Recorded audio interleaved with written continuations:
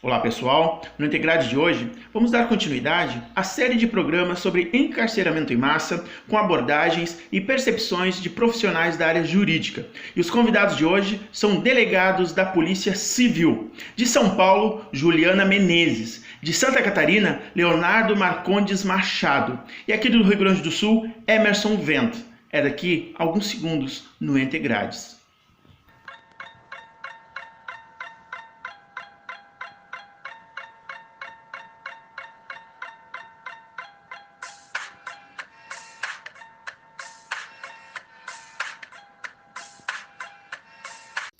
A pergunta que me foi feita é bem complexa, de difícil resposta dependendo do ambiente onde o delegado de polícia se encontra.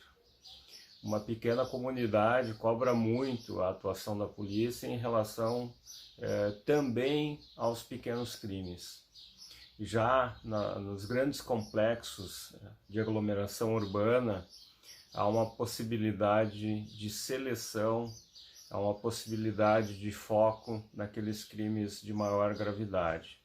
Isso repercute bastante na questão do encarceramento. Mas tem um outro aspecto que eu acho muito importante, a questão da seleção da atividade de polícia judiciária. O foco cada vez maior na descapitalização do criminoso, não necessariamente focando em seu encarceramento. Mas, naturalmente, a polícia judiciária tem uma cobrança muito grande, tem uma cobrança social enorme por parte da mídia e por parte de todos os cidadãos em relação à sua atuação. A comunidade quer ver prisão, a comunidade não quer ver outro show. E isso acaba influenciando também os processos de atuação da polícia judiciária. Mas eu tenho visto o crescimento do foco de atuação, do enfrentamento à criminalidade organizada, o encarceramento desses indivíduos e a sua descapitalização. Eu acredito que esse foco pode ajudar bastante no processo de seleção que ocorre na atuação de polícia judiciária naqueles indivíduos que vão para o sistema penal.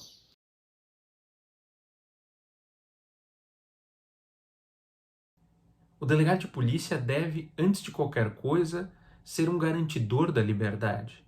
Não se trata de uma opção, de uma escolha ou de uma faculdade individual, mas sim de um dever constitucional, de um compromisso ético, humanitário, que decorre dos próprios fundamentos da República Federativa do Brasil, expostos na Carta Cidadã de 1988.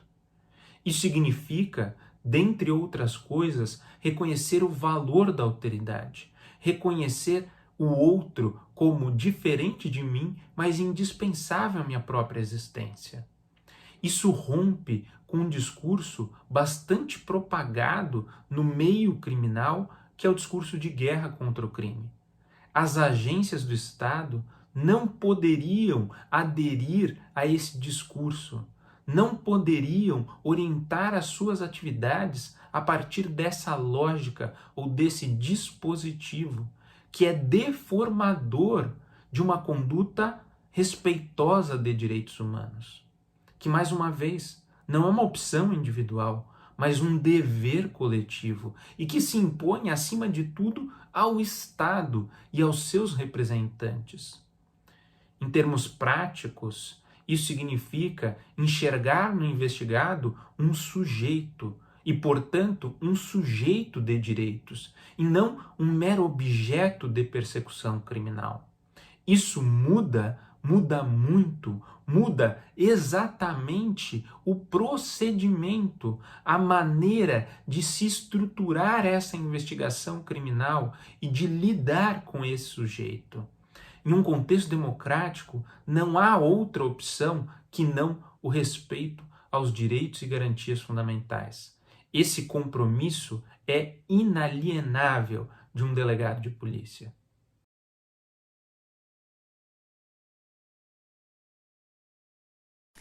Eu acho que é essencial que a gente pense, que a gente invista, que a gente aplique em políticas públicas que venham tentar dar uma freada, né, nesse processo de encarceramento em massa que a gente está vivenciando. Eu acho que a gente precisa criar a noção e ter a consciência de que o encarceramento ele não é uma solução para os problemas de criminalidade, para os problemas de segurança pública. Na verdade, esse encarceramento é um reflexo da falta de efetividade do Estado no enfrentamento de problemas de segurança pública, né, de criminalidade. Por quê? Porque o Brasil, como uma questão cultural, ele tem essa tendência em não querer fazer investimentos que vão dar resposta a longo prazo. E todo problema que é muito grave, que é sistêmico, que está enraizado dentro de uma sociedade, ele não vai ser resolvido de um dia para o outro. Assim como o problema não se cria de um dia para o outro, ele vem de uma evolução, evidentemente que a solução também não vai vir de um dia para o outro.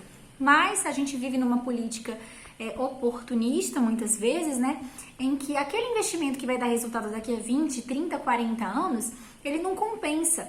Então, faz-se um investimento de um resultado, de um falso resultado a curto prazo, que vai trazer uma sensação errônea para a sociedade de que aquele problema está sendo combatido e está sendo resolvido.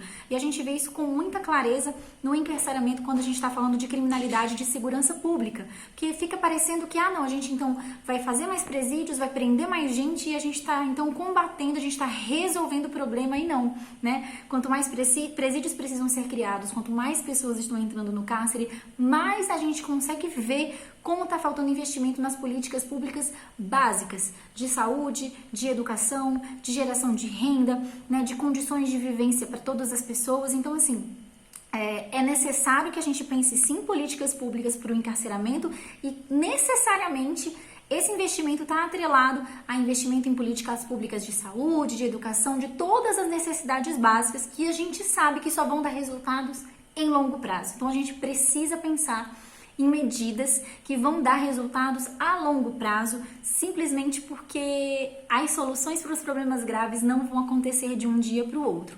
Então, acho que a partir desse momento, o que a gente pode fazer agora é tomar consciência desse problema, né, e entender que o encarceramento ele não é a solução, e a gente tem que parar de vender essa ideia para a população, para a sociedade, de que o encarceramento em massa vai solucionar o problema da criminalidade, da segurança pública, e a gente sabe que não vai, né? Se população carcerária estivesse intimamente ligada aí à noção de segurança, de redução dos índices de criminalidade, o Brasil seria um exemplo, e a gente sabe que o Brasil é um exemplo negativo quando a gente fala de encarceramento, né? Principalmente quando a gente verifica que esse encarceramento está direcionado a uma parcela da população. Então a gente vê que na verdade é uma medida totalmente oportunista, midiática, para trazer essa falsa sensação de segurança e de combate à criminalidade.